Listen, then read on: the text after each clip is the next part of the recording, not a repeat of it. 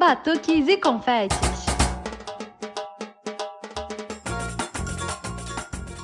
Bom, gente, nós estamos aqui para mais uma edição do Batuques e Confetes e nós estamos recebendo a Silvana Meirelles, que é gestora cultural, e o Renato L, que é jornalista, e eles são os curadores, né, do seminário País do Carnaval. E aí, gente, tudo bem? Olá, tudo bom? Olá, tudo certo? Então, tudo ótimo por aqui. Vamos começar, então. Eu queria perguntar para vocês, né, gente? Primeiro, como é que é a relação de vocês com o carnaval, assim? Vocês já têm uma relação já tem um longo relacionamento de carnaval? Como é que surgiu, assim, esse relacionamento de vocês com o carnaval? Bom, morando no Recife é difícil não ter uma relação com o carnaval, né? Então, todos nós somos, em maior ou menor medida, foliões. Eu não sou das maiores foliãs, mas acompanho tanto como foliã como gestora pública, né? Que precisa olhar para uma manifestação importante como essa. Né, eu tenho uma relação mudou ao longo do tempo com o carnaval, assim. Acho que quando eu era mais jovem eu tinha uma relação mais distanciada. Não gostava muito da maneira como estava rolando o Carnaval do Recife, sei lá, nos anos 80 e tal. E só vim me reaproximar do Carnaval na virada dos anos 90 para o novo milênio, quando o Recife consolida um formato que é o formato que dura até hoje, de Carnaval, assim. Mas, realmente, como Silvana falou, acho que é a mesma coisa daí no Rio de Janeiro. A gente viver na cidade como Recife não tem como você escapar do carnaval. Então, desde criança, a gente convive com papangu na rua, maracatu, né?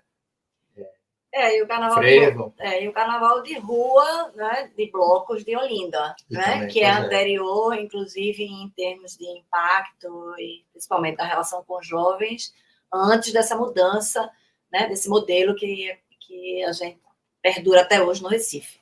É que Recife e Olinda são quase como se fosse a mesma cidade, né, geograficamente falando, né? Apesar de que tem toda uma diferença de carnaval. É verdade. É uma diferença cultural até, assim, mas é um contínuo, assim, de malha urbana, né? Sim, entendi. É bom que são dois carnavais diferentes, pertinhos, né? São, é verdade. Exatamente, mas aí quem mora aqui ou lá, né, tem esse privilégio de brincar dois tipos de carnaval, né, nos 4 dias de folia, que cada vez menos são 4 dias, cada vez mais a medida são meses, né? Quase. Em novembro você já começa. Bom, hoje eu estava em reunião aqui e já quase diariamente de tarde tem um ensaio de maracatu aqui bem próximo da minha casa. Então, e nem é um bairro carnavalesco, né? Imagine no centro, isso é mais comum, nas ruas de Olinda, finais de semana, quando vai se aproximando o final do ano. Não tem, acho que é comum os ensaios de blocos, ou ensaios das escolas de samba, daí do Rio. Né? Dos blocos também. Assim, acho que são cidades que pulsam, né? Isso. Perdão. Pois é. Perdão, amiga, foi mal. Não, eu sou apaixonada pelo carnaval daí, né? Meu sonho passar o carnaval daí. Eu sou louca por maracatu. Cheguei a fazer uma oficina aqui com a mestra Joana, que foi uma vergonha, porque eu nunca tinha pegado num AB na minha vida, só para conhecer aquela mulher. Assim, sou apaixonada pela nação Porto Rico também, mas ainda não tive a chance de ir. Mas eu fico pensando se de repente essa coisa do carnaval ia começar tão cedo, se eu consigo ir numa noite do Dendê ou um pouquinho antes, assim, para pegar o maracatu forte também. Não, eu ia dizer que hoje eu acho as prévias já há algum tempo melhor do que o próprio carnaval, né? Porque você tem mais espaço, você pode ver um carnaval de bloco num tamanho que dá para você acompanhar, cantar música, dançar, enfim. Tem essa coisa do congraçamento, né, da festa que o carnaval proporciona. E nos dias de carnaval você já tem aquela multidão. Pessoalmente, eu tenho pavor de multidão, então hoje eu prefiro ir às prévias. E o número de prévias é imenso. Tem uma solenidade, pode-se dizer, né?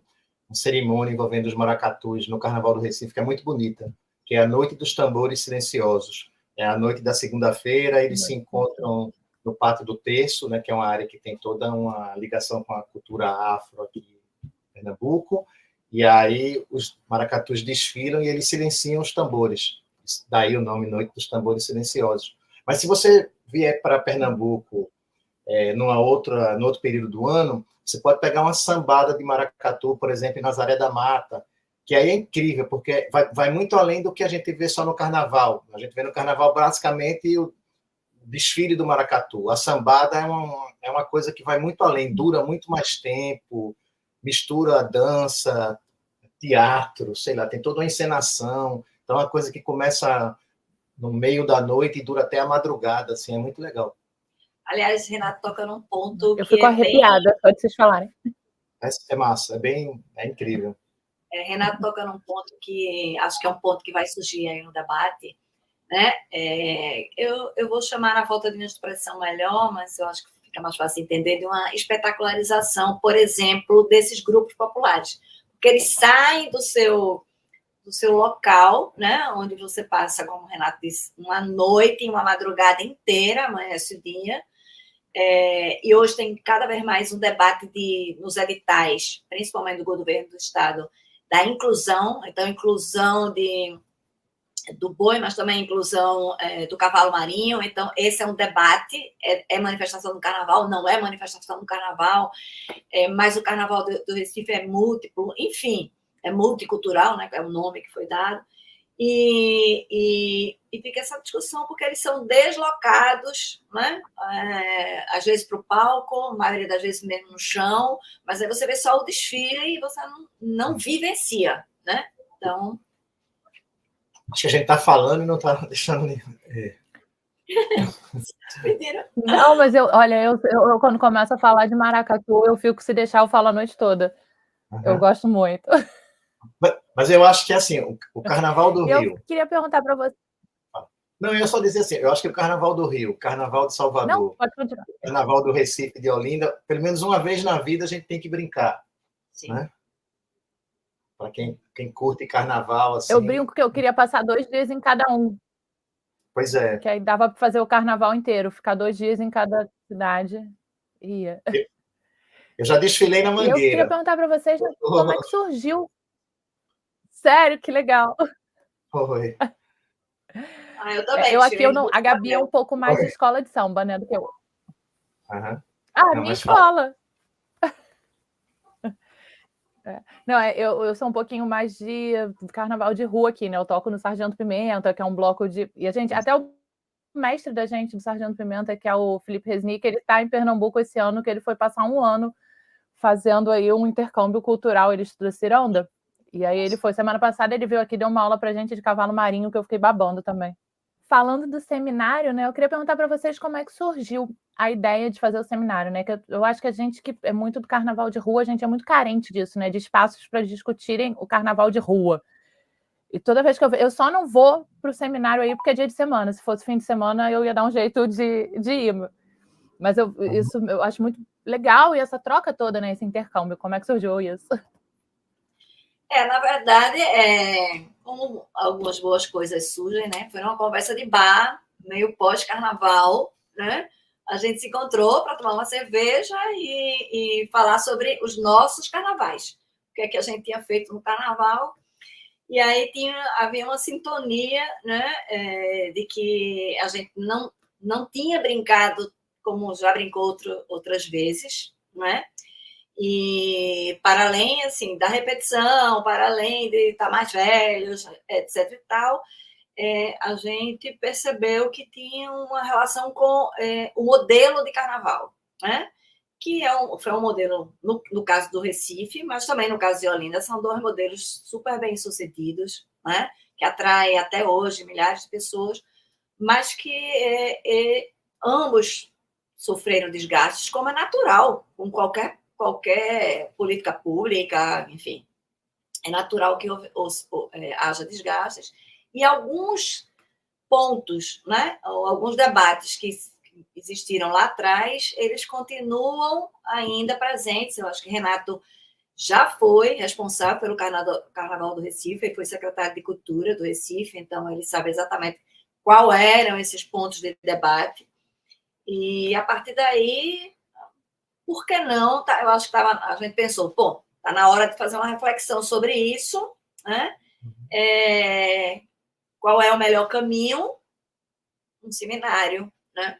Eu acho que Renato pode complementar o resto da conversa. Foi isso. Tomando cerveja, conversando sobre o carnaval e tinha um edital também aberto, né? Foi a Paulo Gustavo que a gente pegou? Não. Foi a Lei Paulo Gustavo, mas na época ainda a gente nem sabia que ia botar na Lei Paulo Gustavo, pois né?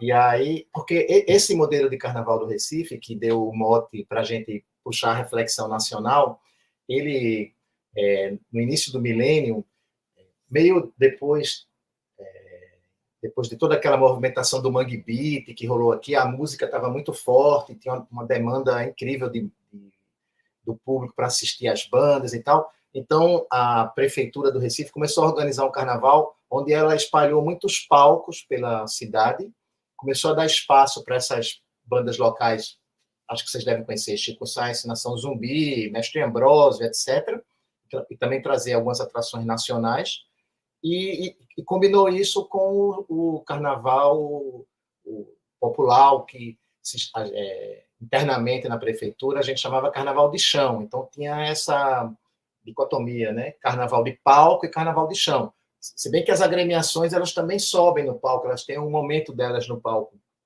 na abertura, então não é também uma coisa tão separada assim. Mas sempre teve essa interação que também caminhou com um tensionamento, né? Inclusive por questões orçamentárias, né? O carnaval popular, o carnaval de chão recebe uma grana muito menor do que o carnaval de palco, que envolve artistas de renome nacional e tal. Então, esse é um fator de tensionamento. Foi uma coisa que dinamizou o Carnaval do Recife, mas também que criou esse tensionamento que se estende até hoje e que gera uma série de questões. E outras questões, né? A questão é um carnaval de rua, né? Mas vem crescendo essa questão da privatização dos espaços. Por exemplo, você tem o Galo da Madrugada, né? Que é um bloco que cresceu enormemente, né? Ele sempre está batendo recorde de público. Geralmente as manchetes dos jornais no dia seguinte, inclusive principalmente quando era impresso ainda, né? Até um tempo atrás bateu recorde, mais de 1 milhão de pessoas no carnaval e aquelas fotos aéreas de drone, não sei o quê. É um carnaval de rua, as pessoas no chão, mas à medida que o tempo está passando, os camarotes só crescem, né? E eles crescem exatamente na extensão por onde o bloco passa. A questão de trio, do tipo de música que se toca, enfim. E, ao mesmo tempo, né, o ponto de partida foi Recife, porque a gente estava falando dos nossos carnavais como foliões, cidadão, cidadã, para outros carnavais. São Paulo, muitos paulistas vinham brincar em Olinda, no Recife, né? E agora, na segunda metade do século XXI, né? Ou seja, de 2013 para cá, virou um fenômeno e houve um crescimento, assim, meio que exagerando, mas é quase isso, exponencial do número de blocos na rua em São Paulo. Belo Horizonte é a mesma coisa, né?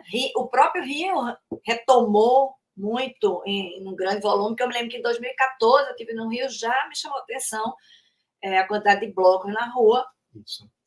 Enfim, então, o que é que está acontecendo nessa festa, né? Com essa festa? Ao mesmo tempo, eu acho que a análise da festa, ela vem conseguindo nos últimos... Agora, eu acho que no novo milênio, ela vem conseguindo um espaço fora da academia, né? Porque são movimentos de pessoas, de blocos que têm sido responsáveis por essa retomada em algumas cidades, tem uma consciência, né? Vou usar aqui o título do livro do Guilherme Varela, que é um dos convidados, do direito à folia, né? Tem uma consciência da ocupação do espaço público e os gestores começam a ter consciência de que precisa organizar esse carnaval e mais do que isso. Não é só uma questão de segurança, de banheiro, né? De trânsito, é uma questão mesmo de uma política pública porque o carnaval, né, não é só uma questão sociológica, mas é uma questão econômica, é uma questão do turismo, né, além da óbvia questão cultural. Então, acho que ele está saindo dos muros da academia ou dos carnavalescos, e é bom a gente ter esse panorama para refletir sobre o que é isso, né? E essa festa tão importante, né? Que nos identifica tanto, né? Ela precisa realmente ser pensada e discutida por todos. Não, eu ia falar, Silvana, se a gente tivesse combinado o gancho, não teria sido tão perfeito. Porque você estava falando justamente, eu estou lendo o livro do Guilherme, né? Eu estou no iniciozinho ainda, que eu tenho um ritmo de leitura meio lenta, mas eu tive no lançamento. Por coincidência, eu estava em Brasília quando ele lançou o livro lá, e ele fez um debate com o Juca Ferreira e com a galera do Carnaval de Brasília, muito interessante lá. E é isso, né? A espetacularização do carnaval, o direito a... Ele fala... O livro dele... Você estava lá? Sim, na conferência. Foi na conferência que ele lançou. Que legal! Eu não fui à conferência, eu estava indo... que foi aquele no teatro, na livraria depois, né? Eu estava indo para Alto Paraíso, era a minha única noite em Brasília, e eu dei a sorte, foi muita sorte de estar lá naquele dia. Não, eu não estive no... Porque ele lançou na conferência e acho que lançou na livraria também, né? Eu fui na conferência, não fui na livraria. Mas eu acho que foi na mesma época. Eu fui na livraria. Eu estava na livraria. Acho que foi durante a conferência que ele fez. E eu confesso que o livro dele está dando um nó na minha cabeça, que está até mudando o meu tema de que eu estou fazendo minha proposta de mestrado, né? E tá dando um nó na minha cabeça aquele livro, estou pensando seriamente em mudar. Mas é muito isso que você falou, né? A gente parte também do carnaval que a gente vive, vocês de Recife, a gente aqui do Rio.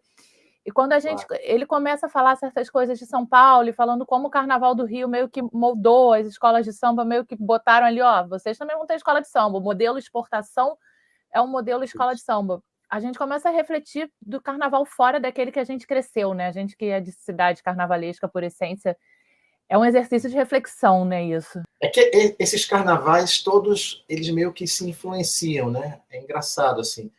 Tem um amigo nosso que ele fez até consultoria para o seminário Pimério, né, de Oliveira, e ele estava me contando uma vez que as saias daquelas baianas do maracatu, elas se alargaram a partir do início da década de 70, quando os desfiles das escolas de samba passaram a ser transmitidos nacionalmente, assim. Então, é engraçado isso. A gente, às vezes, tem uma visão do carnaval, da cultura popular, como coisas muito estáticas, né? Mas são festas em permanente transformação e que interagem o tempo inteiro com outras festividades, né? Eventos da cultura pop, sei lá, tudo está ali naquele caldeirão ali, sei lá. Eu acho que tem uma grande retroalimentação, né? A gente vai aproveitando do outro, vai se influenciando. Tudo. Adorei saber, porque eu sou baiana de escola de samba, né? Desfilo em várias escolas, e é muito legal isso, né?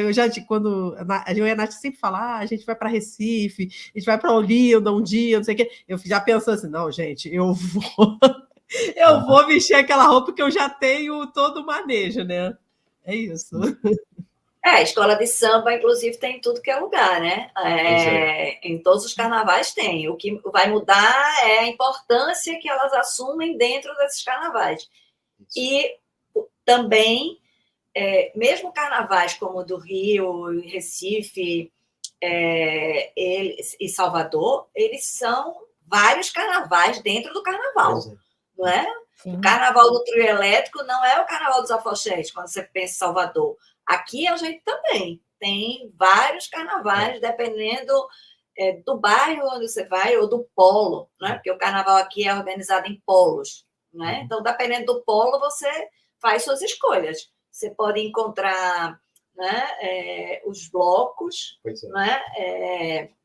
Blocos mais contemporâneos, blocos mais memorialistas, como o Bloco da Saudade e outros, e você vai encontrar um palco do Hackney, né? Que é uma música contemporânea, né? E que há um debate aqui se é ou não é carnaval. Ainda tem essa, né? Ou os palcos, né, do conhecido Marco Zero, que também abriga uma série de shows, né, mais da música popular, né? Não necessariamente com o histórico de carnaval.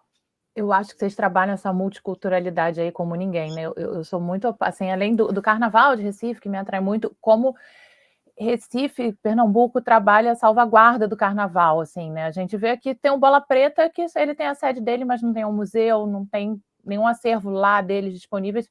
E você pega, vou usar o exemplo do maracatu de novo, por eu ser um pouco mais próxima, né? Mas você pega os maracatus todos ali, a gente entrevistou um tempo atrás a Karen, do Leão Coroado, e a luta dela para fazer ali a casa, para guardar pelas memórias, eu acho isso lindo do carnaval pernambucano, assim. Não, o frevo tem um equipamento público aqui no Recife, o Passo do Frevo, que é um equipamento voltado para a cultura do frevo, digamos assim. Então, e eu acho que a prefeitura, durante um certo tempo, ela fez um trabalho de conscientização, até de conscientização jurídica, junto às agremiações e tal, fez avançar muito esse processo de organização das agremiações, que elas precisam se organizar para, desde disputar verba, ou fazer pressão junto ao poder público, enfim. Mas ainda falta um monte de coisa aqui, sabe? É verdade, aqui faz parte da política oficial esse discurso da multiculturalidade.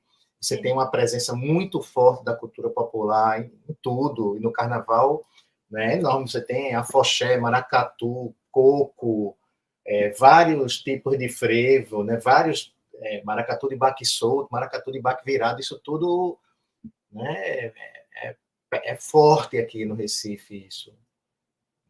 Talvez seja diferente, por exemplo, de um carnaval de Belo Horizonte, evidente, que não tem essa quantidade essa diversidade. Essa diversidade, né? Está muito imbricada a nossa história. Não é à toa que não tem um museu que você vá aqui que você não encontra alguma no acervo referências a carnaval. Eu sou da Fundação Joaquim Nabuco, né? Tem o Museu Domo no Nordeste, tem o Maracatu. A Dona Santa está lá. Né? Sem falar em inúmeras outros tipos de acervo, né? Que a Fundação tem sobre o tema, sobre vários temas, esse específico. Tanto que na primeira mesa, né, de abertura vai estar uma pesquisadora da instituição, né, cuja dissertação foi sobre o carnaval, né, que se debruça sobre o tema dentro da instituição, né, como uma linha de pesquisa da Fundação. Mas tem um debate em cima dessa tradição da preservação e tal. Você tem um debate grande, historicamente, que também é um debate da própria cultura brasileira, entre a modernidade e a tradição, né? Então, por exemplo, em torno do frevo, você teve momentos nos últimos 50 anos, principalmente depois que a Bahia eletrificou o frevo, né? Criou o trio elétrico e tal. Você teve um momento bem duro de discussão dentro do Carnaval de Pernambuco, do Carnaval do Recife, dos mais tradicionalistas, que achavam aquilo uma espécie de profanação do frevo, aquilo não era o frevo autêntico e tal, parará.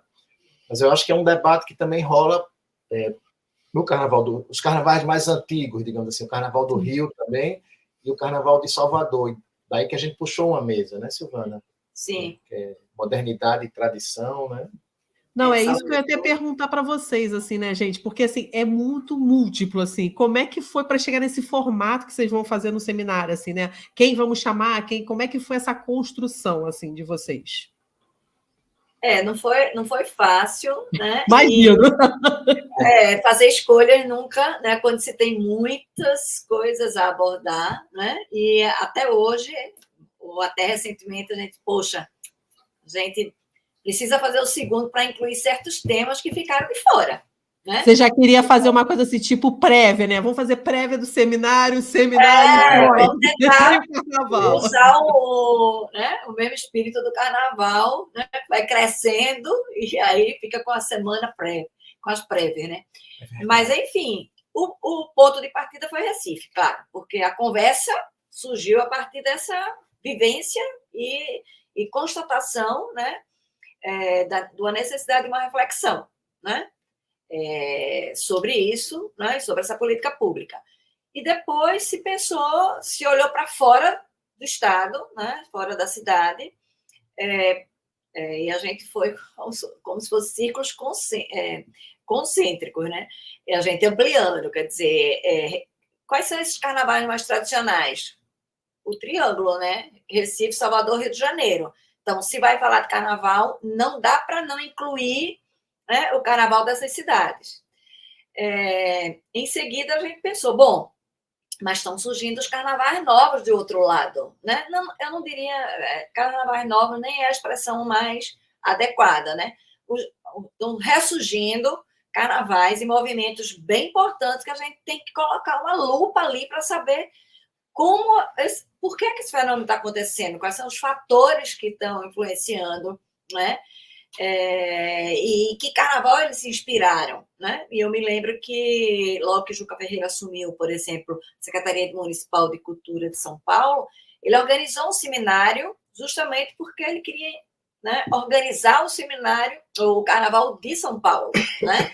Então ele sentiu necessidade de ouvir outros carnavais. Então, será que em Belo Horizonte aconteceu alguma coisa desse tipo? Enfim, eram essas as questões. Bom, e aí isso foi afunilando, acho que o Renato pode complementar. Não, foi isso mesmo, a gente tentou mapear, né? Como Silvana estava falando, assim, né? Os principais carnavais, os mais novos, os mais tradicionais, esses que despontaram em anos, ou retomaram, ou adotaram um novo formato, ou recuperaram a energia perdida, sei lá. E aí a gente tentou... Bom, a gente tinha uma limitação orçamentária, lógico. Depois, quando a gente começou a construir o seminário especificamente para o edital da Paulo Gustavo, né? Aí a gente começou, não pode, tem que ser tantas mesas. Aí a gente... Né? E também para não cansar as pessoas, né? Pois porque não é uma formação acadêmica. A ideia é exatamente fazer essa ponte entre academia, gestores, foliões, carnavalescos e sociedade. Né?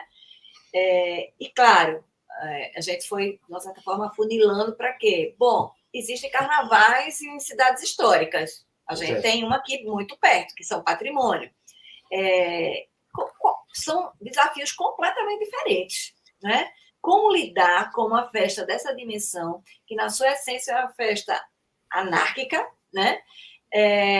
Em cidades que requerem tem um regramento e requerem uma série de cuidados, né? Que uma festa dessa pode colocar em risco, né? Esse patrimônio. Ao mesmo tempo, é uma forma de dar vida, né, dessas cidades continuarem vivas e não serem um museu, né, na ideia mais retrógrada de museu, né? Então, vamos pegar dois casos, um bem aqui perto e outro mais longe, mas que igualmente importante e numa dinâmica completamente diferente. Que é Ouro Preto. Né? Que é Ouro Preto. E, finalmente, até porque Renata é jornalista da música, né? Tem um forte vínculo, e a música no carnaval, acho que aí eu preciso passar a bola para ele, não poderia deixar de ser um tema. É isso mesmo. Não tem como escapar de não falar de música no carnaval. Claro que se a gente tivesse mais tempo, a gente ia falar também de adereços, né? Sim. Sei lá, cenografias, etc. Dança, mas já aí... fica para a próxima edição, gente. Já vai anotando tudo aí. Gostei de quero mais. Não, mas aí a gente optou por trazer... Essa mesa foi meio complicada, porque quem a gente iria chamar para tratar de música no carnaval, né? As opções são muitas, mas aí a gente optou por Ciba, que foi do mestre Ambrósio, que tem toda uma ligação com ele toca no Carnaval do Recife, compõe para o Carnaval e tem toda uma ligação com a cultura popular, especialmente com o maracatu. E a gente trouxe o Russo Passapulso, do Baiana System, porque a gente ficou muito interessado no Navio Negreiro, né, que é o trio do Baiana, que está dando traz uma coisa diferente ali para aquele circuito de trios do Carnaval de Salvador. O Baiana System é uma banda muito importante do Brasil, tem uma conexão, a nosso ver, com a nação zumbi, de certa forma desenvolve sonoridade, sei lá. Enfim, aí a gente optou por por trazer esses dois, são músicos relativamente jovens, né? Assim, comparado a ter trazido um maestro, uma coisa desse tipo. E a música dentro do carnaval agora, ela não está fora dessa transformação da indústria da música, do digital, do serviço de streaming, de tudo isso, assim. Então, a gente queria trazer essa discussão para dentro do carnaval. E aí, para encerrar, mas, na verdade, para começar o seminário, a gente pensou que era importante trazer a dimensão da festa, né? Uma análise aí um pouco realmente mais acadêmica sobre essa ideia da festa, o que é que significa, né, o carnaval no país, né? Tanto no que representa como identidade cultural, como nas suas repercussões econômicas, turísticas, né? Um pouco da história do carnaval, enfim, esses recortes para situar as pessoas, né, o público em geral, mas também para abrir um leque de possibilidades que a gente, nas mesas subsequentes, traz. Por exemplo, de novo, falando no Guilherme Varela, ele traz uma questão que é muito nova, o direito ao carnaval, né? Porque ele chama de direito à folia como um direito constitucional. Ou seja, significa que, do ponto de vista da política pública, a gente começa a dar uma atenção maior, e esse é o propósito. Tanto que, na escolha das pessoas, entrou também esse componente, né? Pessoas que têm um pé na academia, mas que também já passaram pela gestão, né? Misturar, ou que são músicos que atuam no carnaval. Enfim, então você tem, por exemplo, o próprio Renato, ele tem uma experiência, né, como gestor, porque organizou o Carnaval do Recife. Aí você vai para um Paulo Miguel, que escreve sobre carnaval, né? A dissertação dele também foi sobre carnaval, e ele foi gestor público do Ministério da Cultura, né, secretário de Políticas Culturais. Você vai com o Guilherme Varela, que é acadêmico, hoje é professor da UFBA, e que é carnavalesco, né, sai num bloco, e foi gestor público exatamente nessa organização da festa na cidade de São Paulo. Aí você pega o Bernardo Machado, que também foi gestor público, mas é ator, né, historiador, e está lá em Belo Horizonte, então estuda esses fenômenos, né? Enfim, se você for olhar os currículos das escolhas, a gente pensou muito nesse perfil, porque o que está em debate, né, uma das coisas importantes que a gente quer no final desse seminário é poder contribuir com o debate, mas, sobretudo, com avanços nas políticas públicas relacionadas ao carnaval, né, e mostrar que essa é uma festa muito séria, né, sobre todos os aspectos. A gente vai filmar as mesas, editar e disponibilizar depois no YouTube, não é isso? E a gente... que maravilha!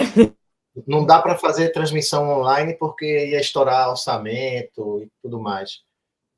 Mas aí a gente... E provavelmente a gente vai tentar, num próximo edital, fazer um livro, alguma coisa que, formato de texto, né, impresso, guarde essa reflexão. Assim. Então, quem não estiver no Recife vai ter a oportunidade de acompanhar, não simultaneamente, mas pouco depois, o resultado das mesas, né, com a edição básica, só para dar uma certa fluidez, e provavelmente, se a gente conseguir aprovar, né? Mas também porque nem fui eu que... Foi até Janaína, a produtora, que chamou a atenção quando a gente estava nesse debate da transmissão online. Ai, que pena que não tem. Mas, assim, a gente está tão cansado de live, tão cansado de transmissão online. Carnaval é uma festa... Tete, né? Tipo, é uma festa de aproximação, né? É uma festa da liberdade, mas é uma festa também do abraço, de um desarmar, né? As pessoas ficam mais à vontade, mais livres, seus afetos são mais explicitados com maior naturalidade. Então, e isso não dá para fazer pela internet, gente, né? Verdade. E, por fim, assim, ninguém mais... Isso era 2020. até 2021 um pouco, mas ninguém consegue ficar o tempo todo na internet. Então, você deixa ligada, fica ouvindo, né? E depois você vai ouvir a gravação. Então, se é para ouvir a gravação, a gente vai fazer até uma gravação editada, que é mais sintética, né? Dá mais objetividade, inclusive.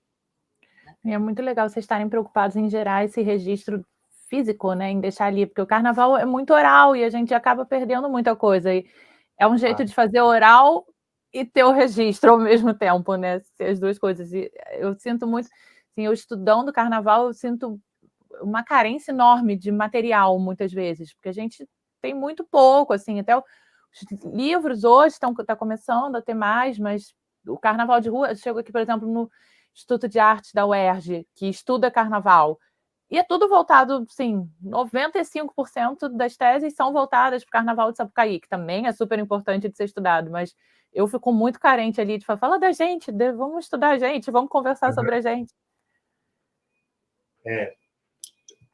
Estou curioso para saber, na Mesa do Rio, dessa relação, sei lá, do mundo do samba com esse carnaval dos blocos, se tem algum tensionamento, sei lá o que, assim. Eu estou curioso de acompanhar o debate. Eu não sei se eu posso dar um spoiler, não sei também qual é o que a Rita vai falar, qual é a visão dela, né? Mas a gente teve um tempo, assim, na volta do carnaval, né, pós-pandemia, uma galera resolveu entrar numa rixazinha meio que assim, isso não é... eu toco num bloco que toca Beatles. E é o lugar onde eu mais aprendi sobre música brasileira, porque todos os professores estudam muito a fundo. Vê que o Felipe está aí agora fazendo um intercâmbio muito grande. E foi onde eu conheci o mestre da Nação Porto Rico, o Chacon eu conheci lá, conheci Ciranda lá, várias coisas assim. Mas assim, você olha, muita da galera aqui, né, que não está ali inserido, olha e fala, nossa, mas como é que você quer dizer que isso é carnaval? Sabe? Conheci a fundo o Jongo da Serrinha lá, várias coisas. E tem uma galera, acho que até uma galera mais nova, que tenta botar um distanciamento. E, ao mesmo tempo, tem uma galera que chega e fala, não, pô, a gente junto vai conseguir muito mais do que ficando, o que você faz não é carnaval. O meu carnaval é mais carnaval do que o seu. Acho uma briga estúpida essa. É uma discussão que... Eu lembro que, na época, a gente teve esse tensionamento, né? Porque, bom, né, nós duas, né, fizemos o podcast justamente para discutir os carnavais, né? Os múltiplos carnavais, né? E aí, a gente, numa época que estava essa discussão, porque é carnaval, não é carnaval, não é carnaval. Aí eu lembro até que a Nath falou, se for para dizer qual é o primeiro carnaval, foi o intrudo, vamos voltar para o intrudo, entendeu? Então tem um tensionamentozinho, mas assim, tem uma galera que levanta esse debate assim, mas tem a galera que, tipo, vamos chegar junto, tudo. Eu acho que tem um intercâmbio muito grande, assim, também, sabe? Eu vejo aqui pelo podcast, a gente conversando, né? Galera de um lado vai para o outro, tudo. A galera que eu não sei como que fica acordada todos os dias, enfim, tudo. E eu acho que é isso, existe um tensionamento, sim, mas eu acho que existe uma galera também que quer chegar junto e quer curtir, quer, sabe, fazer força, né? E eu acho que precisa disso, sabe? Eu acho que é justamente o que a Nath falou, quando a gente fizer se juntar assim, a gente consegue muito mais coisa, que a gente precisa, né? Claro. A internet está com um delay horrível. E a importância dos seminários, né, também é muito grande para a gente trocar essa experiência mesmo, né? De, claro. Aqui, eu falei, Brasília foi muito rápido, o que eu tive lá foi uma noite de debate, mas, vi uma visão do Carnaval de Brasília que eu nem sabia que existia, assim, sabia que tinha um Carnaval de Brasília e tal, mas de entrevistar aqui, você estando ali, conversando com as pessoas que fazem aquilo, com as pessoas que estão na gestão. O Carnaval de BH eu passei 2 anos lá, então conheço um pouquinho, mas também fui muito mais a fundo. Eu conhecia como foliã.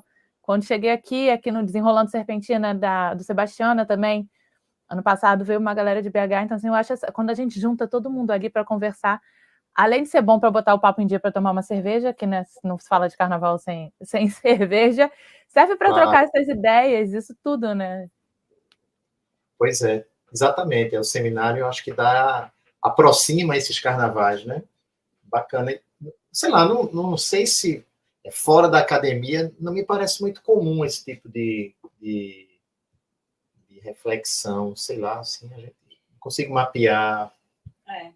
E é isso, né? Se a gente não provocar, acho que a gente precisa provocar os gestores também, né? Para repensarem os carnavais, né? Já que a gente não tem uma uma prática de diagnósticos ou de avaliação de política pública, né? Então, e assim, lembrando que ano que vem tem mais carnaval e ano que vem tem novos gestores, então, das cidades, que, né, as eleições estão aí, os candidatos estão aí, e aí, de repente, quem sabe um debate desse pode, né, gerar uma certa pressão para uma agenda política de algum candidato, porque acho que assim, não é só isso, não vale, isso que eu vou dizer não vale só para carnaval, mas a gente precisa fazer movimentos para que a cultura entre na agenda política desses candidatos, que não entra, né?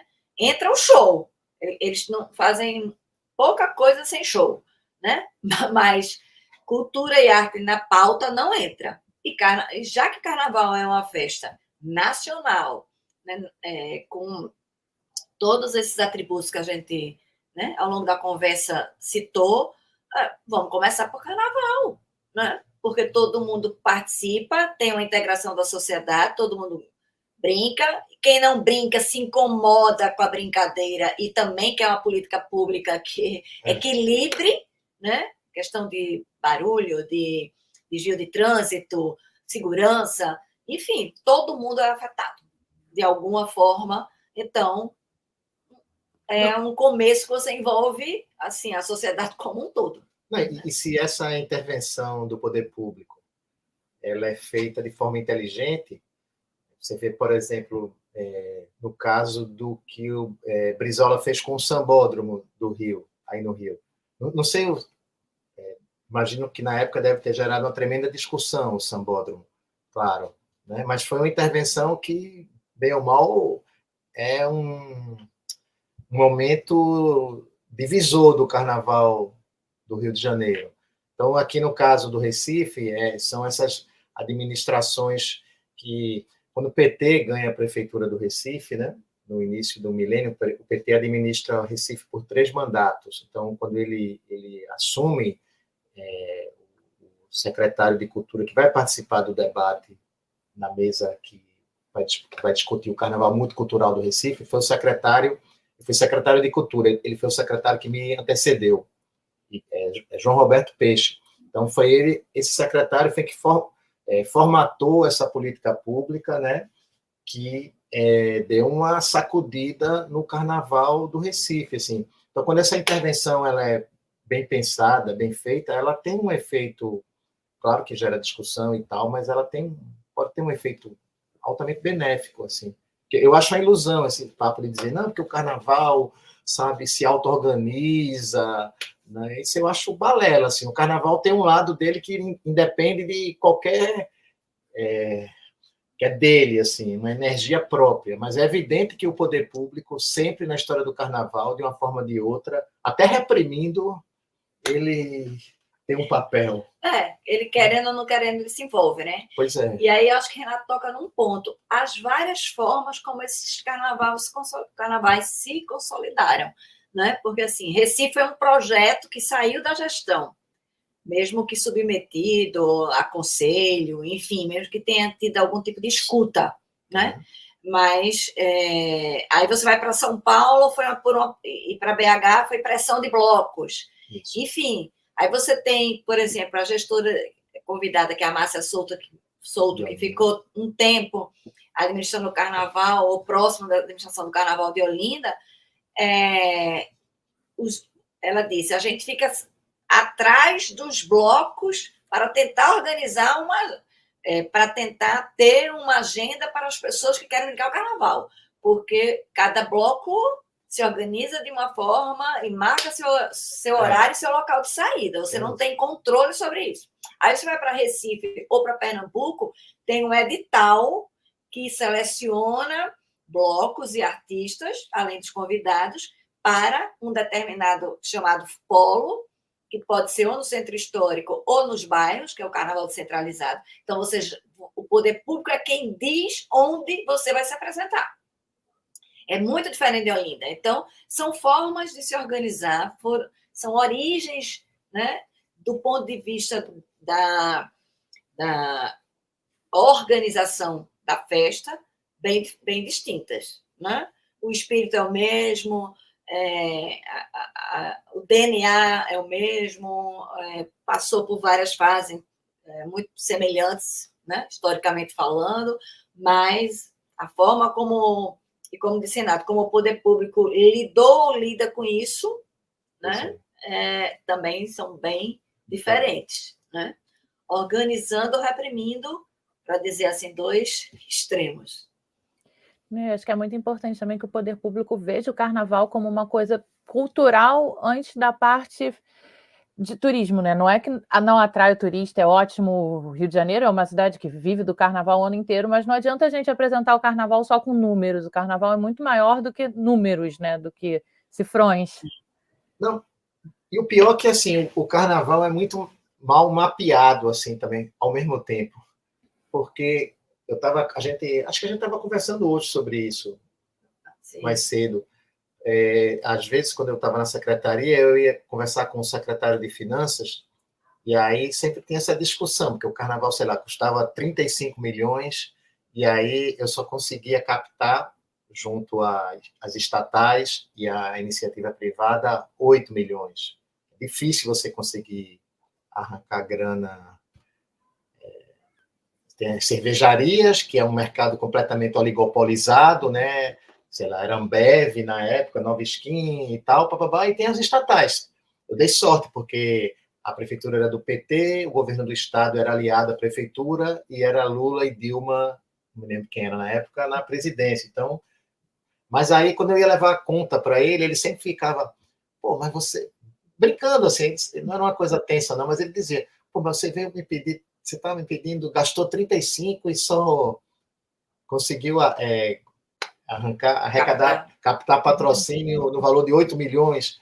Aí eu ficava dizendo, poxa, fulano, você também está fazendo uma conta de padaria, porque me diz aí, qual é o retorno? Se você for fazer essa conta de padaria, isso vai dar um resultado ilusório, porque me diz o retorno para a marca Recife que o carnaval gerou de mídia positiva nacionalmente ou nas redes sociais que já existiam na época.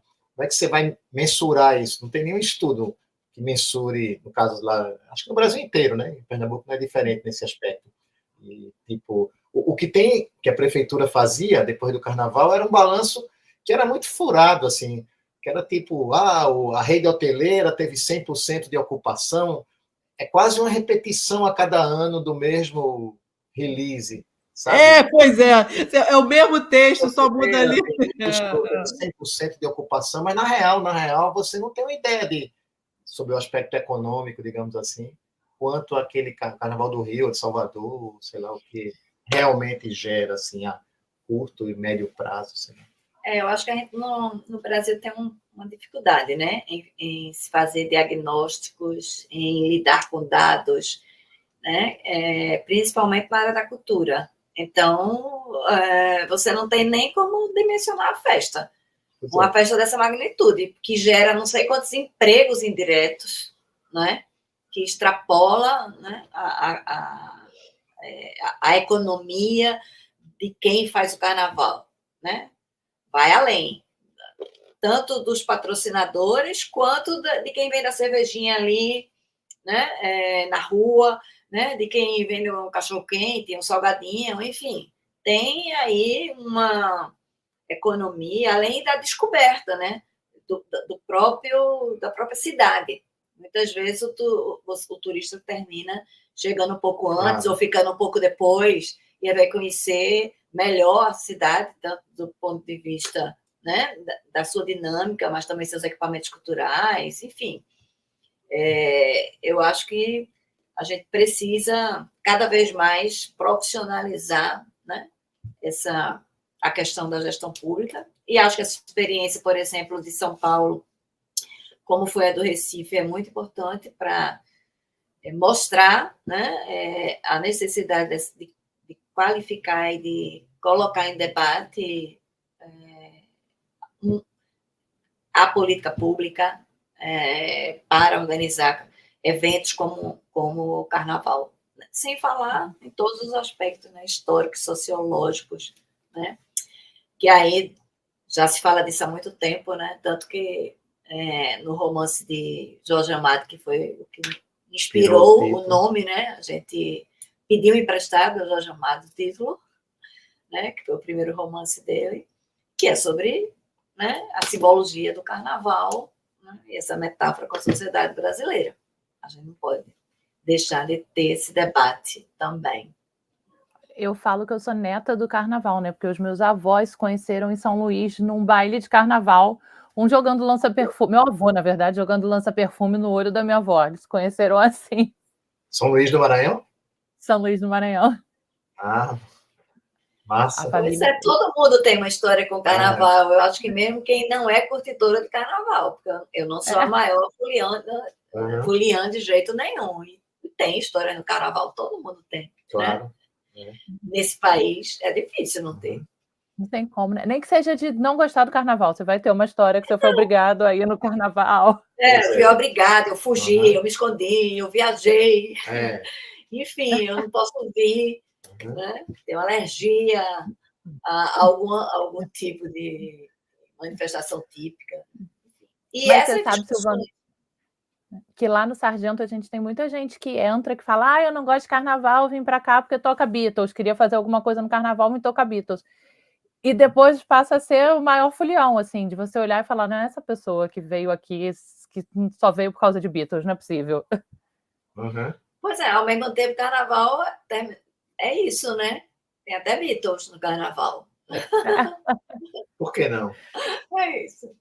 O meu pai sempre fala, meu pai é bitomaníaco e ama carnaval. Eu toco caixa, minha primeira caixa eu herdei do meu pai, né? Ele me deu a caixa dele. E o primeiro ano do Sargento, eu passava carnaval em Conservatória, que é uma cidade pequenininha aqui do Rio, de Seresta e tal, mas tem um carnaval legal. E eu também tenho pavor de tumulto. Acho que por isso que eu passei pro lado de dentro da corda, para ficar melhor com tumulto. Meu pai me ligou, revoltado, falando, absurdo, esses meninos estão achando o quê? Beatles do carnaval não tem nada a ver. E hoje, depois, né, do desfile, ele falou, Tata, ele me chama de Tata, ano que vem a gente tem que ver esse pessoal tocar, é bom demais. Eu falei, agora tua filha foi lá fazer parte. Pois é, aqui já teve, se lembra, a época, eu acho que nos anos 90, tinha uma grande discussão do frevo, da música genuína do carnaval, que identificava o carnaval de Pernambuco, houve muito esse debate, houve até um certo estímulo oficial, né, acho que tinha um festival, né, era de frevo, para estimular compositores do frevo, enfim. Quando o multicultural surgiu, acho que essa foi uma das grandes polêmicas. Quebrou, né? Isso. Mas, claro, as antenas estavam ligadas, não foi algo que saiu de dentro de uma secretaria, que eu acho que isso que é importante. Não, é claro. Esses modelos funcionam na medida em que eles respondem a algo que já está menos ou mais visível, menos ou mais demandados, mas está na sociedade, né, esperando só por uma política pública para ela avançar, progredir, enfim, ter espaço.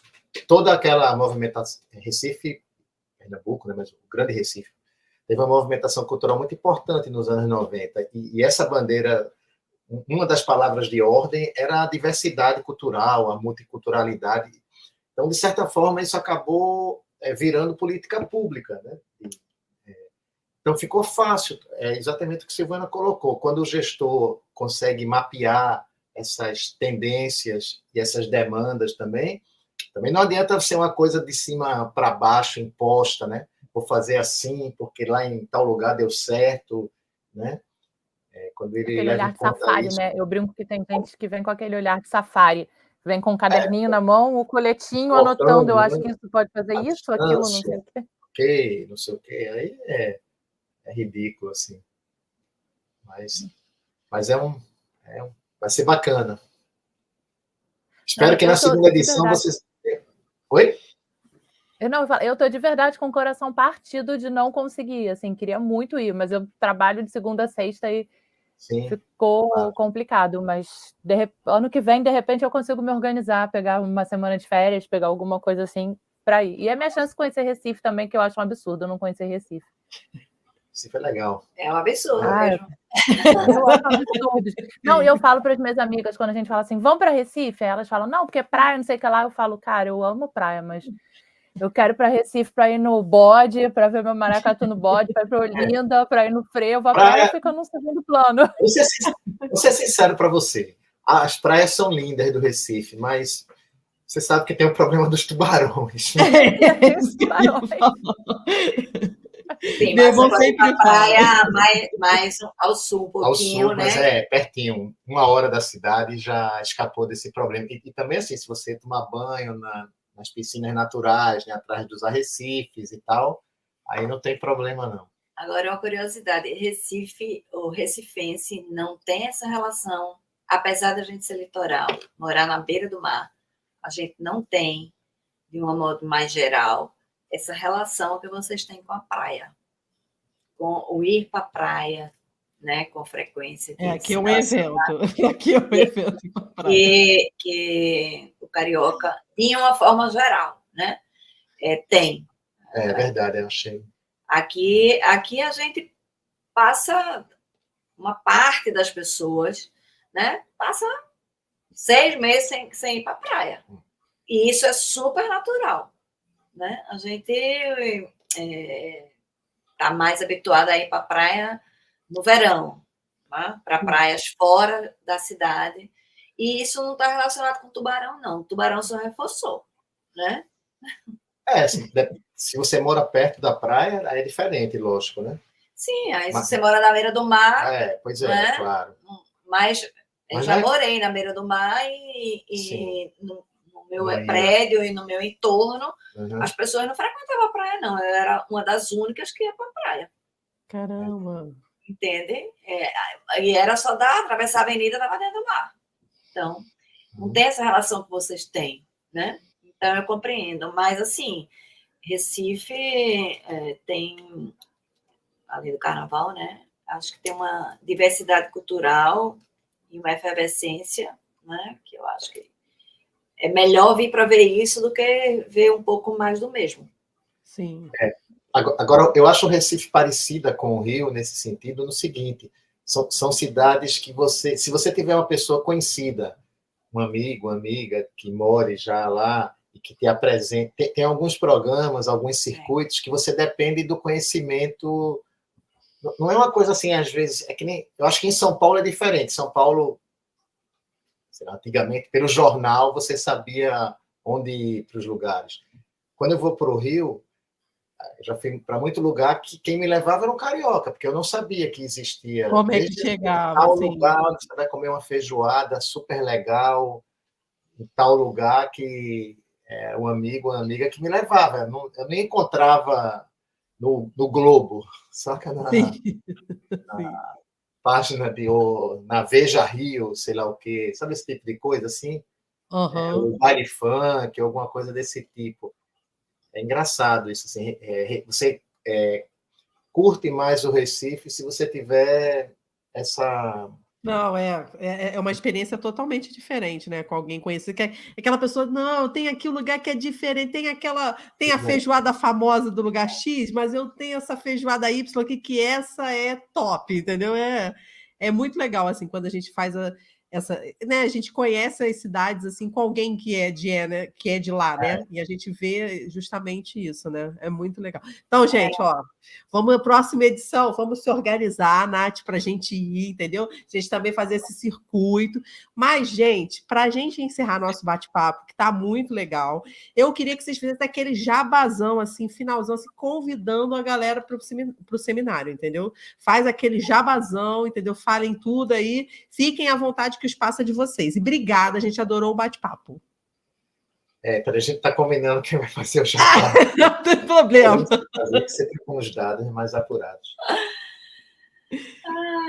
Bom, carnaval é sempre um tema, né, que traz muitas lembranças, né, memórias e vivências. Então, falar de carnaval nunca é desagradável, né? A gente gostaria de convidar vocês, né, se não puderem estar presencialmente, no calor humano, que eu acho que está fazendo muita falta e a gente não recuperou ainda de todo, ainda depois 2020, né, de encontrar pessoas, de trocar figurinhas, de trocar contatos, né? E de poder trocar informações sobre esses diferentes carnavais, né? Não só quando a gente fala, como eu já disse aqui, de cidades, Carnaval do Rio é diferente do Carnaval de Salvador, não. O Carnaval de Salvador são vários carnavais, o Carnaval de Recife são vários carnavais, e acredito que em maior medida, isso se reproduz em todas as cidades.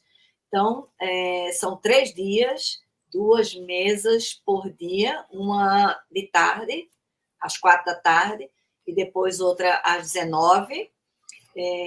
Cada mesa tem 2 convidados, né? A gente vai de um tema sobre a festa, que é o que abre o seminário, a gente encerra sobre a música no carnaval, e entre um e outro a gente discute o carnaval, esses carnavais tradicionais, a gente discute carnaval nas cidades históricas e discute o carnaval, esses carnavais que ressurgiram, né, ou foram reativados, para entender como BH e São Paulo, para entender que fenômeno é esse, o que está acontecendo, o que é bom para a gente aprender com eles, e para ficar muito claro que